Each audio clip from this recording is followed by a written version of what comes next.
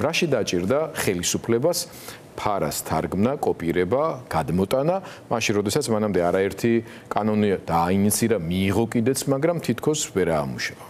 ფაქტია, რომ რუსული კანონი, რომელიც მიიღო, ვერ გაბედა ამ კანონის ამუშავება. და იფიქრა, რომ თუ პირდაპირ თარგმნიდა ფარას, მაშინ უფრო გაგვიჭირდებოდა დაგვენახა ამ კანონში მისი რუსული ხასიათი. აი, როგორ ხედავთ, ხო? განმარტებით ბარათს უნდა ჩავხედოთ.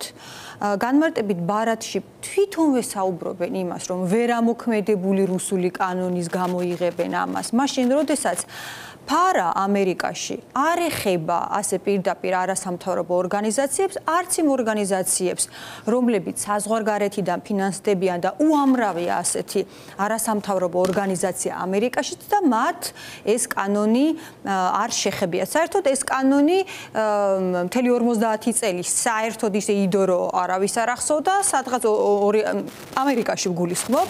2016-ში თითქოს დაიწყო გამოყენება, მაგრამ სასამართლომდე საქმე არც მისულა. თვითონ კანონი, ამერიკული კანონიც ხშირად გამხდარა კრიტიკის საგანი, რადგან ძალიან ძველია, 1938 წელს მიღებული კანონია, როდესაც კომუნიზმი და ფაშიზმი ყვაოდა და ამერიკა ცდილობდა რაღაცნაირად საკუთარი თავი დაეცვა.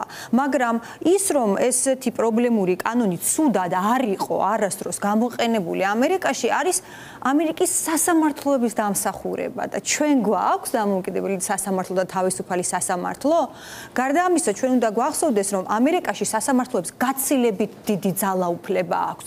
ეს არის პრეცედენტული სამართლის ქვეყანა, რაც იმას ნიშნავს, რომ კანონის შინაარს მოსამართლე განმარტავს და მისი გადაწყვეტილება არის, ასე ვთქვათ, ისეთივე სავალდებულო, როგორიც არის კანონი. და ისე მოხდა პრაქტიკაში, რომ ამერიკაში ეს კანონი მიუხედავად იმისა, რომ შეიძლება არის პრობლემური თავისი სიტყვებით და ფრაზებით, ის არასოდეს არ ყოფილა გამოყენებული, რომ იმისთვის, რომ გაეჩუმებინათ ან დაეკავებინათ რომელიმე უფლებადამცველი, რომელიმე არასამთავრობო ორგანიზაციის დირექტორი ან რომელიმე დამოუკიდებელი მედია. ერთადერთი მედია, არა მარტო ერთადერთი, მაგრამ რუსული მედიები გავს სპუტნიკი გამოყარეს ამ კანონით. რაშა თუ დაარეგისტრირდა? ხო, არ დაარეგისტრირდა. იმიტომ რომ ეს არის პირდაპირ, ანუ შეეხო სპუტნიკს, ანუ ძალიან პირდაპირ რუსულ პროპაგანდისტულ არხს, თორე BBC მშვენივრად მუშაობს ამერიკაში და მიუხედავად იმისა, რომ თავიდან ბოლომდე ეს ბრიტანული პროექტია, თავში აზრად არავის არ მოსდის, რომ ან დარეგისტრირება მოთხოვონ, ან გამოქვეყნება. მაპატირო გაწყვეტები, იქაური კონტექსტი პრინციპში ქართული საზოგადოებისთვის არის კარგად ცნობილი, მაგრამ ქართული ოცნება შემთხვევით არ აკეთებს ამას, ხო? მას კარგად ესმის ახლა, რომ ფარა პირდაპირ გაგებით საქართველოში ვერ იმუშავებს და მათ შორის მის ანტიკონსტიტუციურობასთან დაკავშირებით გიორგისთან მექნება შემდეგი შეკითხვა, მაგრამ დღეს თქვენ იხმარეთ ასეთი ფრაზა პრესკონფერენციაზე, რომ ცხრის წყავში გაახვიესო რუსული კანონიო და ახლა ისე შემოიტანესო, ხო? ამასაც ხო თავის მიზანი აქვს, რომ ამ ცხრის წყავობით ვიღაცეები მოატყუონ, ასე ვთქვათ. ან მათ შორის ახლა რა ეტაპზეც არიან, რომ ტრამპის ადმინისტრაციასთან რაღაცა ტიპის იდეოლოგიური მსგავსებები გამოძებნონ ხელოვნურად და შესაბამისად მათ ლობისტური საქმიანობის საფუძველი შექმნან.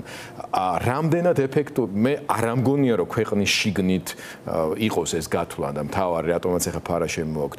უფრო მეტად ალბათ მაგისთვის კეთდება და თქვენი აზრით რამდენად ეფექტური იქნება ამ მიზნისთვის? ნუ გვახსოვდეს, რომ ტრამპი თვითონ აკრიტიკებს ფარას და ფარას ახსრულების მექანიზმი პრაქტიკულად მოარღვია და თქვა, რომ ეს კანონი არ უნდა მუშაობდეს. ფაქტობრივად კომისია გააუქმა, რომელსაც მონიტორინგი უნდა ეწევა. ანუ პრაქტიკულად უარყო ტრამპმა ეს კანონი და შესაბამისად ვერ ვიტყვით, რომ ტრამპის გზას მიყვებიან, იმიტომ რომ მაშინ ესეთი კანონი რო გქონდეს, იმას უნდა აუქმებდნენ, არა თუ იღებდნენ.